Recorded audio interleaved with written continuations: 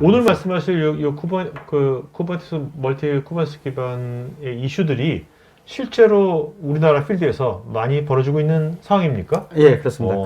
저희가 이제 올해 쿠버네티스 관련해서 파스 솔루션을 사업을 한 지가 한 5년 차거든요. 5년 차에서 저희가 다양한 이슈들을 많이 만났고, 특히 이제 작년부터 좀 벌어진 이슈들이 이 쿠버네티스 클러스터가 이제 자꾸 늘어납니다. 이 늘어났을 때 이제 관리 이슈들이 상당히 많이 존재를 하거든요. 그리고 이게 운영단으로 또 오게 되니까 이제 가용성 문제, 백업 문제, 재복구 문제, 네. 이런 이슈들이 이제 발생을 합니다. 그렇죠. 셋업할 때보다 운영단으로 가면 더 복잡해지니까. 맞습니다. 예. 자, 그러면 크게 한 3가지 이슈를 우리가 만나볼 수가 있는데요. 이 쿠버네티스 클러스터가 자꾸 증가합니다. 네, 그래서 예전에는 이제 우리가 싱글 클러스터 하나 만든 다음에 거기서 네임스페이스 나눠서 각 프로젝트로 할당을 해줬는데, 이것 자체가 이제 클러스터가 부서별로, 그리고 개발계, 뭐 스테이징계, 운영계, 뭐 이런 식으로 또 나눠지기도 하고요. 그리고 또 퍼블릭 클라우드하고 프라이빗 클라우드를 요새 이제 병행해서 쓰는 멀티 하이브리드 클라우드 전략을 많이 펼치는데, 이럴 때도 이제 쿠버네티스 클러스터가 새로 막 생성이 됩니다. 자, 이렇게 했었을 때 여러 쿠버네티스 클러스터를 어떤 식으로 내가 관리할 거냐, 자, 이런 이슈들이 존재를 하고요. 그리고 이 멀티 쿠버네티스 간 애플리케이션과 데이터가 이제 이동을 해야 될 필요가 있거든요. 그래서 배포할 때, 확장할 때, 자, 이럴 때 쿠버네티스 클러스터가 여러 개가 만들어졌는데 이게 버전이 상이한 경우가 많습니다. 그래서 이 상이한 멀티 쿠버네티스 간 앱과 데이터에 대한 이동성, 이 문제가 과연 있을지 없을지 이렇게 잘 모르거든요. 예, 그리고 문제 없이 앱과 데이터를 어떻게 또 우리가 이동을 시킬 수가 있을까, 또 이런 또 이슈들이 존재하고요. 그리고 이제 이 컨테이너 이미지를 저장하는 저장소가 있을 겁니다. 그죠? 예, 그래서 베이스 이미지를 저장하는 저장소가 있을 거고, 빌드된 컨테이너 이미지를 저장하는 저장소가 있을 건데, 이 이미지를 우리가 좀 더 시큐어하게 효율적으로 보관 관리할 수 있는 방법이 뭐가 있을까?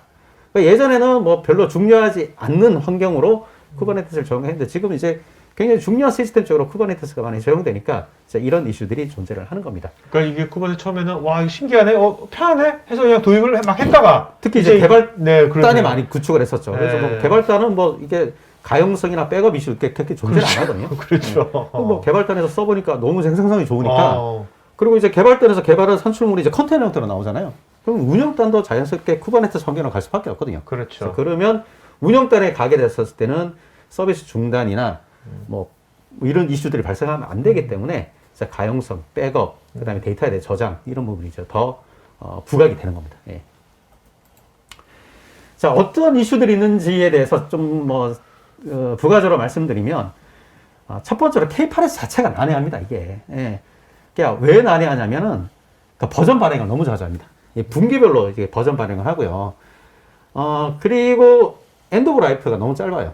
그러니까 일반적으로 통상적인 상용 솔루션들이 5년, 6년 주기의 엔드 오브 라이프를 가져가는데, 쿠버네티스는 단종 주기가 딱 9개월입니다, 이게. 엔드 오브 라이프라면 엔드 오브에서 9개월 단종이 됐다면, 예. 그 이후에는 어떤 서비스를 못 받는 겁니까?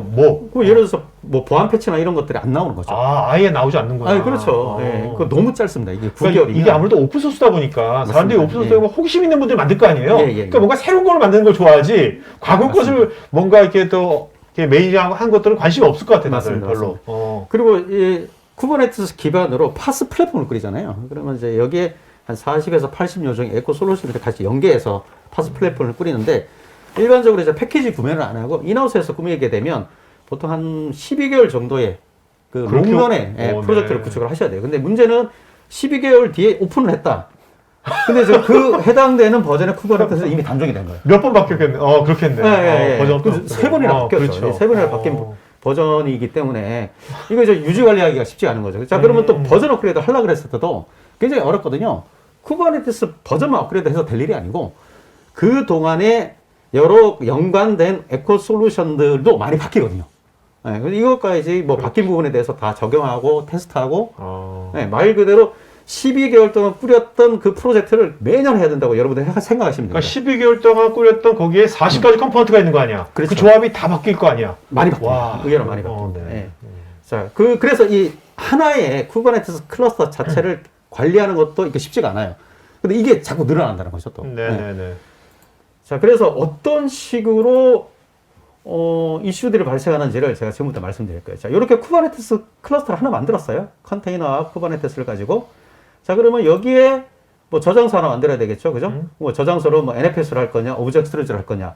예, 이것도 여러분들 고민하셔야 할 거고, 이따 왜 오브젝트 스토리지를 해야 되는지는 한글에서 말씀해 주실 겁니다. 그리고 이제 네트워크 인터페이스 올라가야 되겠죠. 그 다음에 스토리지에 관련한 부분 올라가야죠. 로깅, 모니터링, 계정 관리, CI/CD, 대시보드 이거 다 일일이 다 구축하셔야 됩니다. 그죠? 그래서 하나의 싱글 클러스터를 만들었어요. 저게 몇 개월 걸린다는 겁니까? 네, 그래서 뭐 12개월 뭐 열심히 노력하셔가지고 여러분들이 만들었습니다. 뭐 짧게 구축하시는 분들은 6개월 만에도 구축하십니다. 요 클러스터를 써보니까 괜찮은 거예요. 괜찮으니까 어떻게 되냐? 여기 자꾸 늘어납니다. 네, 그래서 프라이빗 클라우드 내에 개발계, 운영계, 뭐 테스트계 이렇게 해서 자꾸 쿠버네티스 클러스터를 만듭니다. 자, 여러분 생각하실 거예요. 야, 쿠버네티스 클러스터 하나에 네임스페이스 나누면 되는 거 아니냐. 예, 그렇게 하면 좋은데, 중간에 파이어월이 떡하니 놓여 있는 거죠. 그리고 망이 분리되는 거죠. 특히 우리나라 금융권 같은 경우는 개발, 스테이징, 그 다음에 운영계가 법적으로 무조건 분리가 되어 있어야 되거든요, 망이. 그러면 클러스터를 각각 만들 수밖에 없습니다. 그리고 의외로 그 부서끼리 안 친해요. 고객분들 만나보면, 난 저 부서랑 나 섞이기 싫어.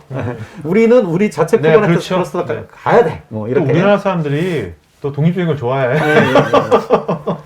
심지어 저희가 어떤 고객이 있었냐면, 이제 쿠버네티스 클러스터를 뭐 저희 자사의 아코디언 베이스로 잘 만들어 놓은 거죠. 그래서 하나의 업무 하나를 이제 컨테이너를 올려야 되는 거예요. 예.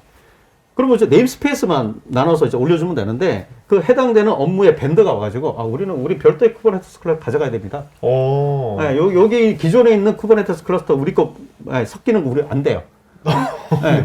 그래서 왜 안 되냐? 네. 뭐 장애나게 되면 다 책임 못 엮이기 진다. 때문에, 엮이기 때문에, 그래서 뭐 누구 장애인지 어떤 이슈가 났었을 때 해결에 대한 부분이 이제 책임 소재 뭐 이런 것들이 분명치 않기 때문에 우리는 우리 독자적인 클러스터를 굉장히 고압적인 벤더네. 예. 네. 거의 뭐 갑 수준이더라고요. 네, 여기서 뭐 벤더 말은 하지 말고 어디든. 근데 실제적으로 그 AI도 마찬가지고요. 요새 머신러닝 쪽도 납품을 할 때 아니 쿠버네티스 클러스터 팩으로 해서 납품하는 데가 많아요. 네, 그래서 이렇게 되다 보니까 이제 자연스럽게 이 쿠버네티스 클러스터가 늘어날 수밖에 없습니다. 그렇네.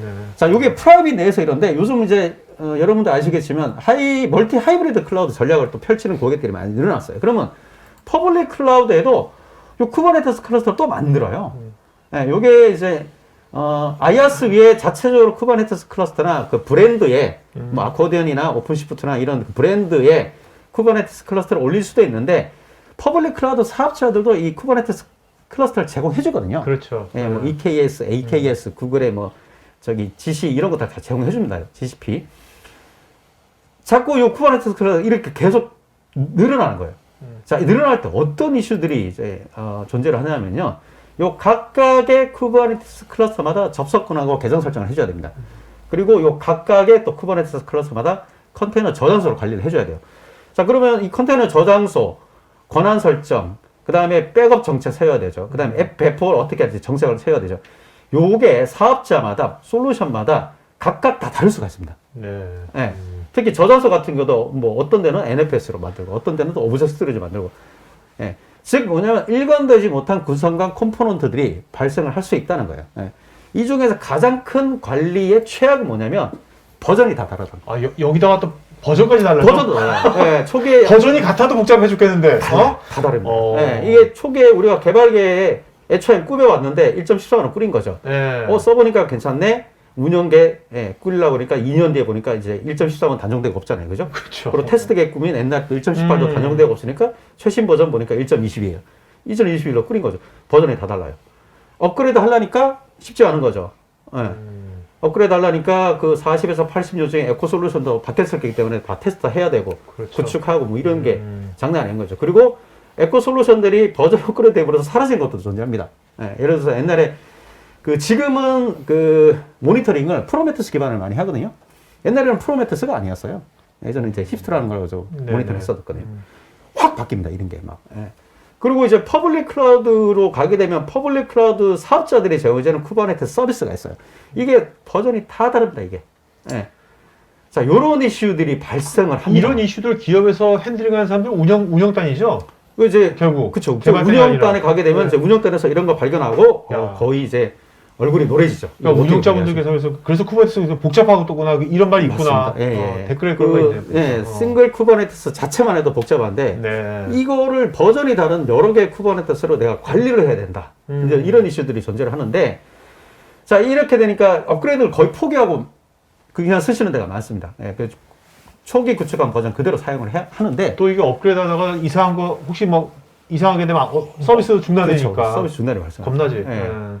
자, 근데 결국은 엔드 오브 라이프로 단종 주기 때문에 결국은 업그레이드 할 수밖에 없어요, 이거를. 예. 근데 좀 아주 골치 아픈 게 뭐냐면 20 버전 이후부터는 순차 업그레이드만 가능해요, 지금은.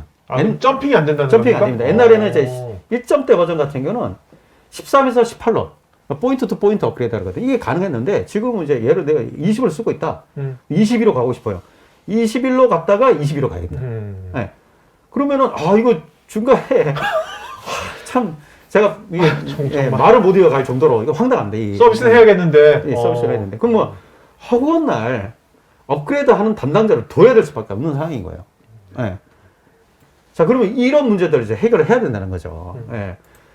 자 그래서 어떤 솔루션들이 필요하냐 제가 정리를 해봤는데 일단 나중에 이 K8S 클러스터에 대해서 체계적으로 버전을 관리하고 일괄적으로 업그레이드할 수 있는 이런 체계들이 필요합니다. 뭐 참고로 이제 저희가 제공해주는 이제 아코디언 같은 경우는 이런 버전 관리나 일괄 업그레이드를 해줍니다. 네네. 그리고 포인트 투 포인트 업그레이드 방안이 있어야 돼요. 근데 지금 실제적으로는 뭐 저희 회사에서도 그렇고 포인트 투 포인트에 대한 업그레이드 방안은 없어요. 근데 요 방안은요 오늘 비밀사 아마 말씀을 해줄 거예요. 네네. 그래서 그 백업 받은 쿠버네티스 환경 자체를 다른 버전의 쿠버네티스로 이렇게 리스토어가 가능하거든요. 자, 이를 통해서 포인트 투 포인트 업그레이드를 할 수가 있습니다. 이 영상이 마음에 드시면 좋아요, 구독 부탁드립니다.